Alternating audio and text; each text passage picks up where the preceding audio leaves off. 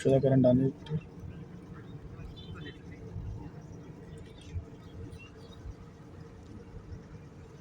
কত সুন্দর চালাচ্ছেন দেন, কত এই সামনের মাথাটা আপনার ঠিক রাখতে হবে, দেখে শুনে চলতে হবে। একটু বামে হালকা হাত সোজা করে রাখেন, বামে ঘোরান আমার দিকে।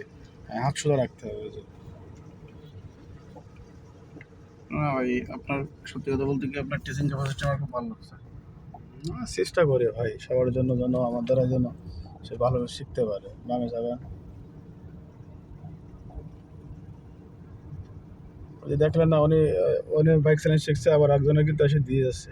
হ্যাঁ, যে ভাইয়ের কাছে শেখেন, সমস্যা নেই। একটু বামে,